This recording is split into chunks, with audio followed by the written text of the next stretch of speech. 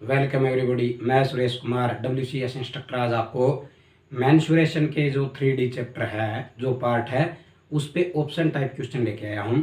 3D means हम volume और इनकी बात करेंगे, संपूर्ण पृष्ठीय क्षेत्रफल वगैरह की। तो शुरू करते हैं। सबसे पहला क्वेश्चन क्या है, इससे पहले जो ऑप्शन टाइप क्वेश्चन मैं लेके आया हूँ, उससे पहले मैं ये सोच रहा था कि इससे रिलेटेड 3D से रिलेटेड जितने भी फार्मूले हैं वो मैं एक बार फिर से आपको रिपीट करा देता हूँ, क्योंकि उस पर आते ही आते हैं। ऑप्शन टाइप क्वेश्चन में वो फार्मूले आए ही आएंगे, 2 फार्मूले तो आते हैं, तो मैं सभी रिपीट करवा देता हूँ ताकि आपको अच्छी तरह से याद रहे और उसी बेस पे हम आगे समय निकालेंगे। ठीक है, तो देखिए क्या है। सबसे पहले मैं आपको बताना चाहूँगा इसमें कौन कौन से फार्मूले हैं। एक तो मैंने आपको बताया था वक्र पृष्ठीय क्षेत्रफल, टेबल के माध्यम से बताऊंगा मैं आपको। वक्र पृष्ठीय क्षेत्रफल, वक्र पृष्ठीय क्षेत्रफल को इंग्लिश में क्या कहते हैं? Curved surface area, curved surface area. ठीक है, और दूसरा था, इधर हम लिखेंगे कि जिस का है ये सरफेस जो है, मान लो जिस आकृति का है, तो यहाँ हम नंबर डालते जाएंगे और लिखते जाएंगे। ठीक है, तो ये आप लिख लो। अच्छा, उसके बाद हो गया एक तो वक्र पृष्ठीय क्षेत्रफल मैंने आपको बताया था, जिसको क्या कहते हैं? Curved surface area. इसी तरह इसका ही दूसरा नाम होता है, वक्र पृष्ठीय क्षेत्रफल का ही दूसरा नाम होता है पार्श्व पृष्ठीय क्षेत्रफल, पार्श्व पृष्ठीय क्षेत्रफल। ठीक है, ये पृष्ठीय नाम है, थोड़ी सी जगह कम है इसलिए मैंने ये लिख दिया पृष्ठीय। ठीक है, पृष्ठीय क्षेत्रफल। पार्श्व पृष्ठीय क्षेत्रफल को इंग्लिश में क्या कहते हैं? Lateral surface area. क्या कहते हैं? Lateral surface area. ओके, ये मैं आपको बताऊंगा अभी कि कैसे क्या होता है। आगे है टोटल सरफेस एरिया, जिसको हम क्या कहते हैं? कुल पृष्ठीय क्षेत्रफल, कुल पृष्ठीय क्षेत्रफल, कुल पृष्ठीय क्षेत्रफल। इसको हम क्या कहते हैं? Total surface area, total surface area. Okay, तो ये थे कुछ नेम एरिया। अब सबसे लास्ट में क्या आ गया? वॉल्यूम, आयतन। क्या आ गया? आयतन, जिसको हम क्या कहेंगे? वॉल्यूम। तो हम जो भी आकृति लाएंगे उनमें इन सब के बारे में हम पढ़ेंगे कि ये क्या होता है।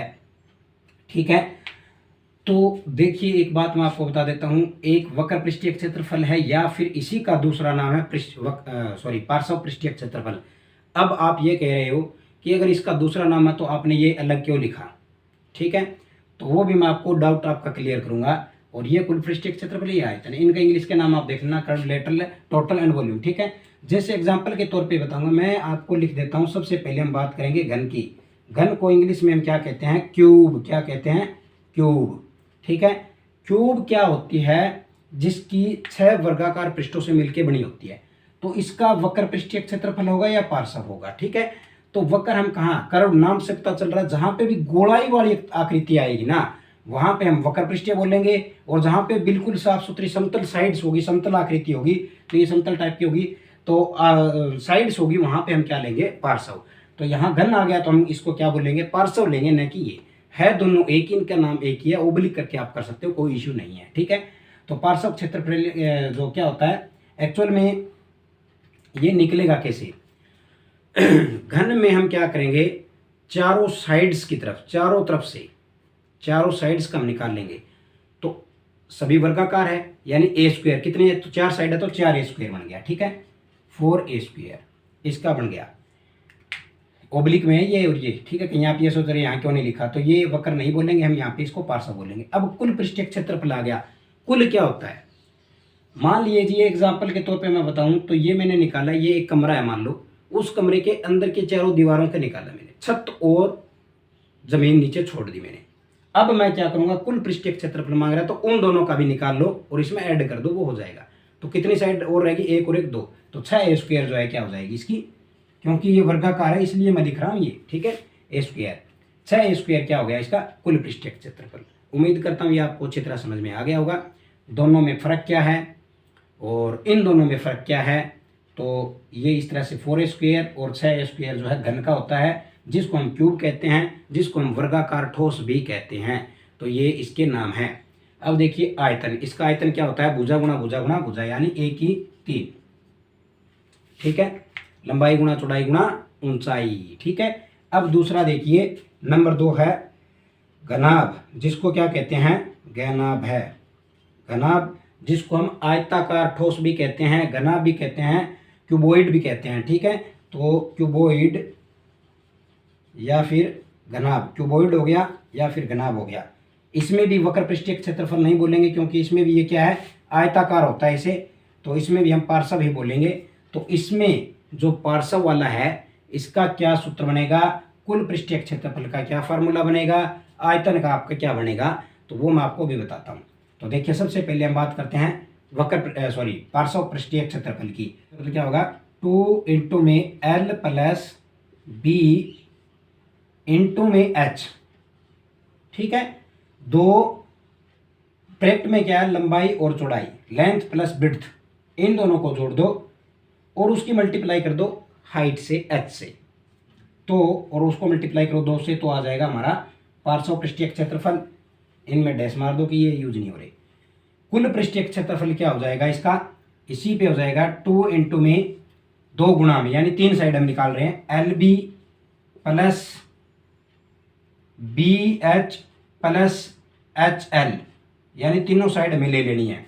ठीक है। एल बी एच थी ना, एल बी एच थी, पहले एल और बी की गुणा कर लो, एल बी की कर ली प्लस में, फिर बी और एच की कर लो, बी और एच की कर ली, फिर प्लस में, फिर एच और एल की कर लो, एच और एल की कर ली, तीनों की कर ली और उसको 2 से मल्टीप्लाई कर देंगे तो हमारे पास कुल पृष्ठीय क्षेत्रफल इसका आ जाएगा। आयतन इसका क्या होता है, इसी वाला होता है, लंबाई गुणा चौड़ाई गुणा ऊंचाई, लेंथ गुणा में ब्रेड्थ गुणा में हाइट। तो इस तरह से आप घन, घनाभ यानी क्यूबॉइड का जो है आप पार्श्व पृष्ठीय क्षेत्रफल, कुल पृष्ठीय क्षेत्रफल और आयतन आप ज्ञात कर सकते हैं। इससे रिलेटेड अगर आपका कोई भी सम आता है, बिना झिझक के आप आसानी से इसको सोल्व कर सकते हैं, कोई इश्यू नहीं है। आगे बढ़ते हैं, नेक्स्ट क्या है। ये तो था हमारा घन, घनाभ। अब हम बात करते हैं बेलन की, यानी ठोस बेलन, यानी सॉलिड सिलेंडर। ठीक है। बेलन नंबर 3। बेलन किस टाइप का होता है आपको पता ही है, ऐसे ऐसे होता है ना बेलन। तो इसकी अब चौरस तो नहीं है ना, मतलब तो इसकी क्या है, गोलाकार में आएगी, तो हम इसको क्या बोलेंगे, वक्र पृष्ठीय क्षेत्रफल में लेंगे हम इसको। ठीक है। तो वक्र पृष्ठीय क्षेत्रफल में लेंगे हम इसको। तो इसका वक्र पृष्ठीय क्षेत्रफल क्या होता है, बेलन का जो फार्मूला होता है, जो नीचे वाला ये था, एक्चुअल में कैसे निकलता है मैंने आपको वीडियो में बताया था, उसमें पहली बारी में, इसकी परिधि यानी 2πr और इसकी ऊंचाई यानी h, यानी क्या फार्मूला बन गया, 2πr/h। रट्टा मारने की जरूरत नहीं है, बिल्कुल ईजी है। ठीक है। तो पार्श्व वाला हमने यहाँ लिख दिया, क्योंकि पार्श्व हम इसमें नहीं लिखेंगे, हमने वक्र लिख दिया, एक ही बात है दोनों। कुल पृष्ठीय क्षेत्रफल क्या हो जाएगा, ये थोड़ी सी लाइन इधर कर लो। कुल पृष्ठीय क्षेत्रफल देखिए क्या हो जाएगा, 2πr प्लस h। इसका फार्मूला क्या बनेगा, 2πr प्लस में h। ओके। और इसी तरह इसका आयतन क्या बनेगा, πr²h। इसका आयतन का क्या बनेगा, πr²h। इसका फार्मूला बन जाएगा। तो ये थे इससे रिलेटेड तीनों ही फार्मूले। अब मैं आपको बताता हूँ नंबर 4 हम बात करते हैं शंकु। शंकु को क्या कहते हैं, कोन। तो जो कोन शंकु है वह किस टाइप का होता है, जो जोकर की टोपी होती है उस आकार का, ऐसे। तो नीचे से क्या हो गया, ये गोलाकार में आ गया, तो हम इसको क्या बोलेंगे, इसके पृष्ठीय क्षेत्रफल जो है पार्श्व या वक्र वाले में तो वक्र, ठीक है, कर्व्ड वाला। तो इसके लिए फार्मूला क्या होता है, πr/l। पाई न्यूमेरिक वैल्यू होगी 22/7। इसी तरह r इसकी त्रिज्या होगी, l इसकी त्रिज्या ऊंचाई होगी। ठीक है। और पार्श्व हमने यहाँ लिख दिया। अब तो कुल पृष्ठीय क्षेत्रफल, इसका फार्मूला क्या है, πr/r प्लस l। ठीक है। πr/r प्लस में l। जब हम इसके आयतन की बात करेंगे तो जो बेलन का आयतन होता है उसी का 1/3 कर दो बस, πr²h। मैंने आपको अच्छी तरह ये बताया भी था कि ये तीसरा हिस्सा होता है बेलन का, इसलिए 1/3 πr² हो गया। ठीक है। तो इस तरीके से आप इसको याद रख सकते हो, एक आप तरीका बताया मैंने। तो ये था बेलन का और शंकु का। ठीक है, क्लियर हो गया ये। अब नेक्स्ट देखिए क्या है, नेक्स्ट 2 और बच्चे हैं, वो दोनों इसी एक में करा दूंगा मैं। फिर हम ऑप्शन टाइप क्वेश्चन की भी जो लेके आया हूँ मैं, वो आपको अच्छी तरह से समझाऊंगा, उनके बारे में हम पूरी डीपली अच्छी तरह से पढ़ेंगे। देखिए नंबर 5 जो है हेक्सागोनल प्रिज्म।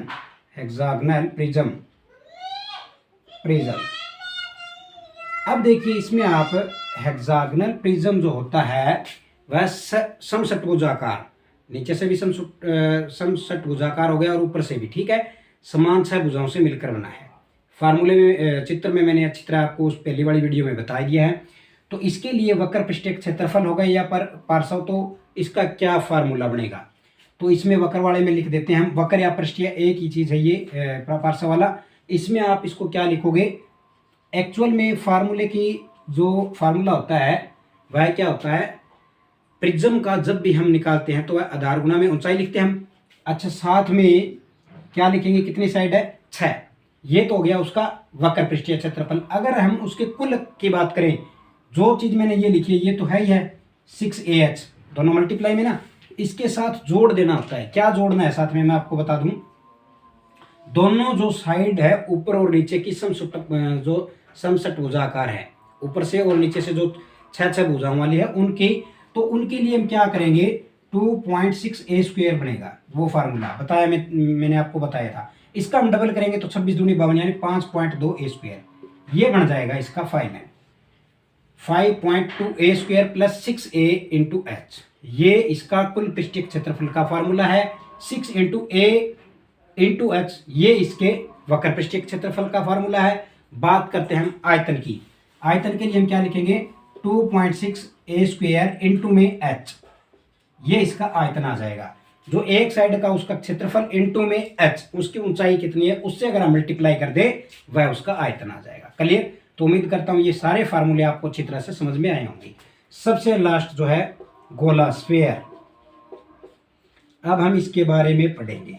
स्फीयर या फिर गोला, इसका क्षेत्रफल, कुल पृष्ठीय क्षेत्रफल होता है वह क्या होता है, 4πr², और इसका आयतन क्या होता है, 4/3πr³ बस। ये दो ही है इसके, 4πr² इसका कुल पृष्ठीय क्षेत्रफल हो गया, क्योंकि ये बिल्कुल गोल है चारों तरफ से। ठीक है, तो इसका एक फार्मूला बन गया पृष्ठीय क्षेत्रफल का कुल का, वो ये है, और आयतन हो गया इसका ये। तो इस तरह से आप जो मैंने कंटेंट बताए थे 3D में जो हमारे सिलेबस में है, इससे रिलेटेड आपकी कोई भी सम आ जाते हैं तो आप उसे आसानी से सोल्व कर सकते हैं बाय दिस फॉर्मूलेज। ठीक है, अब हम बात करते हैं ऑप्शन टाइप क्वेश्चंस की। तो सबसे पहला क्वेश्चन क्या है देखिए, और उसके ऑप्शन क्या है उनके बारे में हम अच्छी तरह से पढ़ेंगे। आपको बताऊंगा कैसे उनको निकालना है, मेथड क्या है, तरीका क्या है। ठीक है, तो जस्ट 1 सेकेंड, मैं लिख के लेके आया हूं। पहला क्वेश्चन क्या है देखिए, एक घन के एक तरफ की परिधि, एक घन के एक तरफ की परिधि, एक तरफ की परिधि दी हुई है, कितनी है, 20 सेंटीमीटर है, यानी 20 सेंटीमीटर है। तो इसकी मात्रा बताइए, इसकी मात्रा बताइए या फिर इसकी मात्रा ज्ञात करें। ठीक है, हमें क्या दे रखा है, एक घन है जिसके एक साइड की परिधि है। पहले मैं ऑप्शन बता देता हूँ, उसके बाद समझाऊंगा आपको। बहुत इंटरेस्टेड सम आते हैं इस तरह के, इनको सोल्व करना भी बड़ा अच्छा लगता है और इंटरेस्टेड है। 400 सेंटीमीटर क्यूब घन है तो 125 सेंटीमीटर क्यूब। थर्ड ऑप्शन जो है 250 सेंटीमीटर क्यूब, और फोर्थ जो है 100 सेंटीमीटर क्यूब। देखिए अब आप, पहले मैं आपको समझा देता हूँ। एक घन है जिसकी एक साइड की परिधि, मैं पहले आपको घन बना के बताऊंगा तभी आपको अच्छी तरह समझ में आएगा। ये देखिए जी, 1 सेकंड लगा है, घन बनाने में ज़्यादा टाइम नहीं लगा। ये हो गया, ये कह रहा है घन के एक साइड की परिधि। अरे परिधि होती क्या है, परिधि उसका परिमाप की बात कर रहा है। वो परिधि या परिमाप एक ही बात होगी, उसकी एक साइड का परिमाप। इट मीन्स हम बात कर लेते हैं इसकी कि ये वाला जो है 20 सेंटीमीटर है, तो इसमें कौन सी बड़ी बात है भाई, लिख दी मैंने 20 सेंटीमीटर, कोई बात नहीं। इसका परिमाप अगर 20 सेंटीमीटर है तो क्या मैं इसकी एक भुजा नहीं निकाल सकता? क्यों नहीं निकाल सकता, क्योंकि 1 2 3 4 भुजा हैं, तो इस 4 से डिवाइड कर दूंगा मैं, तो 5 सेंटीमीटर क्या आ जाएगी, भुजा आ जाएगी। क्यों आ जाएगी, क्योंकि सारी भुजाएं समान है। घन क्या होता है, जिसकी सभी साइड्स बराबर होती है। तो चारों बराबर, इसलिए मैंने 4 से डिवाइड कर दी। एक 5 सेंटीमीटर, इट मीन्स ये 5 सेंटीमीटर, ये सारे 5 सेंटीमीटर है, बात खत्म। तो अगर हमारे पास एक भुजा आ गई है तो क्या हम उसकी मात्रा ज्ञात नहीं कर सकते? बिल्कुल कर सकते हैं। मात्रा के लिए, मात्रा का मतलब क्या है, ये आयतन पूछ रहा है। तो इसका आयतन का फार्मूला क्या हो गया, लगाइए बस, 1 सेकंड का काम है। 1 की 3 तो 5 की 3 कितना हो गया, 5×5 = 25, 25×5 = 125, 125 सेंटीमीटर क्यूब जहां भी है वह आपका सही उत्तर है। बात खत्म।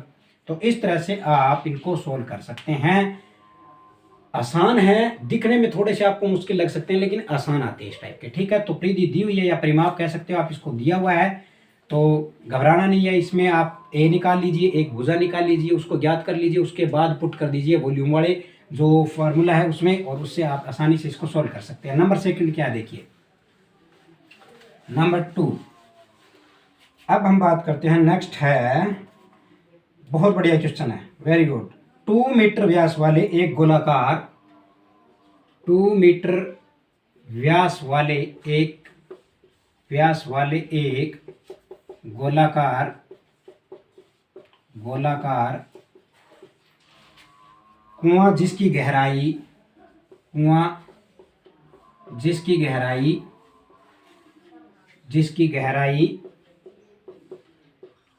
14 सेंटीमीटर है, हमें उसका आयतन ज्ञात करना है। इसका आयतन बताइए क्या है, आयतन ज्ञात करें, ठीक है। तो ऑप्शन देखिए, पहले मैं ऑप्शन लिख देता हूँ, फिर मैं आपको समझाऊंगा कैसे ये निकलेगा। 40 मीटर क्यूब, अच्छा जी, उसके बाद है 44 सेंटीमीटर क्यूब, उसके बाद है 40 सेंटीमीटर क्यूब और 44 मीटर क्यूब। बस ये है जी ऑप्शन। इसके पहले इसको अच्छी तरह से समझ लीजिए, क्या कह रहा है, 2 मीटर व्यास वाला एक गोलाकार कुआं है। हमें पहली बात यह है कि इसकी जो आकृति है वो क्या बनेगी। तो आप सभी ने कुआं तो देखा ही है, ये तो है नहीं कि आपने नहीं देखा। किस टाइप का होता है कुआं, बहुत ही अच्छी बात है, इस टाइप का होता है। क्या बन गया, बेलन बन गया।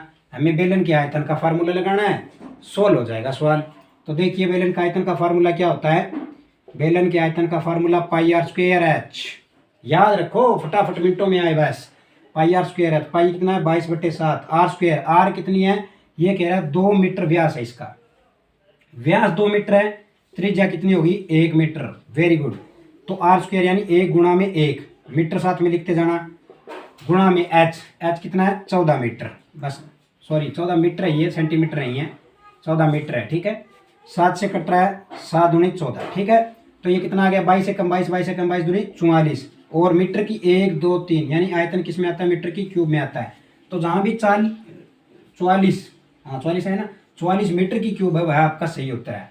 क्योंकि मैंने सेंटीमीटर जानबूझ के लिखा है, कहीं आप 44 देख के सीधा इस पे पुट ना कर दो, इसलिए मैंने बताया कि आपको इकाई भी देखनी बहुत ज़्यादा जरूरी है, ठीक है। तो ये था सेकंड सम, उम्मीद करता हूँ ये भी आपको अच्छी तरह से समझ में आया होगा। तो पहले आपको सवाल को अच्छी तरह समझना है कि किस टाइप का सम दे रखा है। थर्ड बताता हूँ मैं भी आपको, और सम देख के आपको ये पता चल जाएगा कि इसकी दिमाग में बना लो उसकी आकृति कि किस टाइप की शेप है उसकी, बस वही दिमाग में बना के आप अपना चित्र बना के उसको पुट कर दो, आंसर आ जाएगा, कोई इश्यू नहीं है। नंबर 3, एक शंकु जिसकी ऊंचाई 15 सेंटीमीटर है, इसने तो बता ही दिया कि मैं शंकु है। एक शंकु जिसकी ऊंचाई 15 सेंटीमीटर है, 15 सेंटीमीटर है, व्यास, आधार का व्यास 16 सेंटीमीटर है, 16 सेंटीमीटर है। अच्छा ये पूछ रहा है घुमावदार सतह का क्षेत्रफल ज्ञात करें, ठीक है। और ऑप्शन देखिए क्या दे रखा है इसने, 116 पाई सेंटीमीटर क्यूब, बी है 124 पाई सेंटीमीटर क्यूब, सी है 136 पाई सेंटीमीटर क्यूब, डी है 122 पाई सेंटीमीटर क्यूब, ठीक है। पहले सम को समझिए, शंकु है, ये हो गया शंकु, इसकी ऊंचाई दे दी इसने, कितनी दे रखी है इसकी ऊंचाई है ये वाली, ये बीच वाली, ठीक है। ऊंचाई दे दी इसने 15 सेंटीमीटर, और व्यास दे दिया ये वाला पूरा 16 सेंटीमीटर, यानी त्रिज्या होगी 8 सेंटीमीटर, कोई इश्यू नहीं है। हमें ज्ञात करना है घुमावदार सतह। आई बात समझ में, घुमावदार सतह का मतलब क्या हो गया, सतह का मतलब सरफेस, एरिया का मतलब क्षेत्रफल। अरे घुमावदार क्या है, घुमावदार कर्व्ड, इंग्लिश का नाम हो गया कर्व्ड सरफेस एरिया, यानी वक्र पृष्ठीय क्षेत्रफल इसने पूछा है। तो हमें तो सिर्फ एक वक्र पृष्ठीय क्षेत्रफल का फार्मूला पुट करना है, हमारा जो उत्तर है वह आ जाएगा।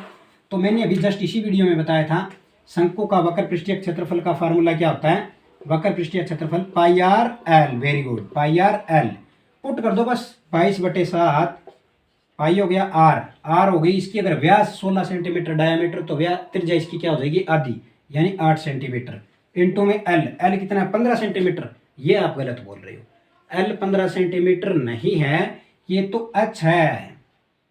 एल तिर्यक ऊंचाई होती है, एच ऊंचाई होती है, दोनों में बहुत फर्क है। ये होता है शंकु, ये होती है इसकी ऊंचाई, ये होती है इसकी तिर्यक ऊंचाई, ये है एच 15 सेंटीमीटर, ये है त्रिज्या 8 सेंटीमीटर। हमें एल निकालना है, एल ये है, कैसे निकालेंगे, पाइथागोरस प्रमेय लगाओ, क्योंकि एक समकोण त्रिभुज बन गई जिसमें हमें एल निकालना है। एल का स्क्वायर क्या, एल इज इक्वल टू क्या होता है, जो ए स्क्वायर है 8/64 प्लस में ये इधर वाला आधार का स्क्वायर हो गया, प्लस में लंब का स्क्वायर, लंब कितना हो गया 15, 15 15 या 225 हो गया ना, 15 15 या 225, हाँ ठीक है, दोनों का स्क्वायर और इसका अंडर रूट। समझ में आ रही है ना मैं क्या बोल रहा हूँ। एल इज इक्वल टू क्या होता है, आधार स्क्वायर प्लस लंब स्क्वायर, आधार का स्क्वायर किया मैंने 8/64, लंब का स्क्वायर किया मैंने कितना आया 15 15 या 225, ठीक है। ऐड कर दो बस, 5 4 9 6 2 8 2, ये आ गया 289। एक्चुअल में 289 किसका होता है, मैंने वर्ग वाले चैप्टर में आपको बताया था कि आप 25 तक जो वर्ग याद कीजिए, मेरे तो डायरेक्ट याद में लिख दूंगा, आप याद करना पड़ेगा आपको। 225 का वर्ग कितना हो गया 17, बस एल कितना आ गया 17, पुट कर दो, 17 17 या 289 होता है, ठीक है। तो ये आ गया 17, यहाँ पे हमें अब एल की जगह 17 लिखना है, न कि 15। कुछ स्टूडेंट 15 लिख के लगा देंगे और लगा दिया जी आ गया आंसर, ऐसे नहीं आया मेरे भाई, ठीक है। तो अब देखिए ये किससे कोई कट रहा है क्या, इसका कोई भी अगर कट रहा है तो आप काट दीजिए, वरना कोई इशू नहीं है। तो अब यहाँ पे देखिए थोड़ा सा ऑप्शन चेंज है, तो कट नहीं रहा है, लेकिन इसने पाई लिख रखा है, तो हम 22/7 भी क्यों लिखे, हम भी पाई लिखेंगे, ठीक है ना, हमने भी पाई लिख दिया। अब 17 8 कितना होता है 136, 17 8 136 पाई सेंटीमीटर स्क्वायर बन गया, सेंटीमीटर सेंटीमीटर स्क्वायर बन गया, पाई की जगह पाई लगा दी, 17 8 136, जहां भी 136 पाई सेंटीमीटर सॉरी स्क्वायर लगाओ, क्षेत्रफल की बात कर रहा था, मेरे से गलती से ये लगे, ठीक है, स्क्वायर लगाओ। तो अगर क्षेत्रफल की बात करें तो स्क्वायर है, आयतन की बात करें तो क्यूब है, ये आप ध्यान रखना, ठीक है। तो 136 पाई सेंटीमीटर क्यूब स्क्वायर जो है आपका सही उत्तर आ जाएगा, जो कि ये है, ठीक है। अब नेक्स्ट देखिए नंबर 4, नंबर 4 जो है, यदि एक आयताकार घनाभ, बहुत बढ़िया क्वेश्चन है, यदि एक आयताकार घनाभ, आयताकार घनाभ, घनाभ तो आयताकार ही होता है, इसने वैसे ही लिखा है, ठीक है। आयताकार घनाभ 15 सेंटीमीटर लंबा, 15 सेंटीमीटर लंबा, 10 सेंटीमीटर चौड़ा तथा 750 सेंटीमीटर क्यूब की मात्रा का हो, क्यूब की मात्रा का हो, तो ऊंचाई ज्ञात करें। बहुत बढ़िया क्वेश्चन है, बहुत बढ़िया, ऊंचाई याद करें, ठीक है। ऑप्शन देखिए 5 सेंटीमीटर, बी है 8 सेंटीमीटर, सी है 3 सेंटीमीटर और डी है 11 सेंटीमीटर। बहुत बढ़िया क्वेश्चन है। पहले आप इसको समझिए, एक घनाभ है, उस घनाभ की लंबाई दे दी हमें 15 सेंटीमीटर, चौड़ाई दे दी 10 सेंटीमीटर, और उसका आयतन, मात्रा का मतलब क्या हो गया आयतन, 750 सेंटीमीटर क्यूब दे दिया, तो हमें उसकी क्या याद करनी है, ऊंचाई। क्या हम उसकी ऊंचाई ज्ञात कर सकते हैं, बिल्कुल कर सकते हैं, क्यों, क्योंकि आयतन का फार्मूला लगाओ, क्या होता है, लंबाई गुणा चौड़ाई गुणा ऊंचाई, ठीक है। L B H, L B H हो गया ना, ये एच है ये बी है, थोड़ा ध्यान रखना। आयतन कितना दिया हुआ है 750, 750 मान लो, मैं 750 सेंटीमीटर क्यूब। लेंथ कितनी है 15 सेंटीमीटर, ब्रेड्थ कितनी है, चौड़ाई 10 सेंटीमीटर, ऊंचाई हमें ज्ञात करनी है, कोई इशू नहीं है। इन दोनों की मल्टीप्लाई कर लो, कितना आया 750 सेंटीमीटर क्यूब, इनको मल्टीप्लाई करने पे 15 × 150 सेंटीमीटर, और सेंटीमीटर की करने पे centimetre square is equal to H. इधर गुणा में थे, इधर आके किस में आ गया, ये भाग में आ गया, मैंने डायरेक्ट कर दिया। पहले तो इसको काटो, सेंटीमीटर स्क्वायर से सेंटीमीटर क्यूब पे काटेंगे, सेंटीमीटर पे कटेगा, यानी 3 में से 2 गया, 1 सेंटीमीटर बचेगा। अब ये 0 से 0 और 15 5 75, यानी कि कितना आया 5, और आगे कितना आया सेंटीमीटर, तो 5 सेंटीमीटर जहां भी है वह आपका सही उत्तर है। इस तरह से आप इसकी ऊंचाई ज्ञात कर सकते हैं, कोई इशू नहीं है, ठीक है। तो उम्मीद करता हूँ ये भी आपको अच्छी तरह से समझ में आ गया होगा। नेक्स्ट विल भी देखिए क्या है, नंबर 5 एंड लास्ट वाले ये क्या कह रहा है, एक गोले का क्षेत्रफल 616 सेंटीमीटर स्क्वायर है। एक गोले का क्षेत्रफल 616 सेंटीमीटर स्क्वायर है। त्रिज्या ज्ञात कीजिए, हमें इसकी त्रिज्या ज्ञात करनी है बस, ठीक है। त्रिज्या ज्ञात करें। ऑप्शन देखिए क्या है, 4 सेंटीमीटर, 21 सेंटीमीटर, 7 सेंटीमीटर और डी है 14 सेंटीमीटर। जी हाँ, अब हमें क्या करना है, एक गोला दिया हुआ है, उस गोले का क्षेत्रफल 616 सेंटीमीटर स्क्वायर है, त्रिज्या ज्ञात करनी है। तो गोले का क्षेत्रफल का फार्मूला क्या होता है, 4 pi r square is equal to कितना दिया, 616 सेंटीमीटर स्क्वायर। ये साथ में रखना है, भूलना नहीं है इसको। तो इस 4 जो है पहले ये मल्टीप्लाई में उधर जाके ये किस में चला गया, डिवाइड में। तो 616 सेंटीमीटर स्क्वायर डिवाइड बाई 4, 4 से कट रहा तो काट दीजिए, 4 एकम 4, 2 बच गया, 4 पंजुगे 1 बच गया और 4 चौक 16, 154 आ गया, ठीक है। Pi r square is equal to 154 आ गया। Are square is equal to कितना आ जाएगा, पाई की वैल्यू कितनी है, 22/7, 154 सेंटीमीटर स्क्वायर। अब देखिए ये 22/7 जो है यहाँ किस में है, इसकी गुणा में उधर जाएगा तो 7 ऊपर चला जाएगा, सेंटीमीटर स्क्वायर गुणा में 7 ऊपर चला जाएगा, 22 नीचे आ जाएगा। और अब ये देखिए 22 से 22 सत्ता 154 पूरा कट गया। Are square is equal to कितना आ गया, 749 सेंटीमीटर स्क्वायर आ गया ना।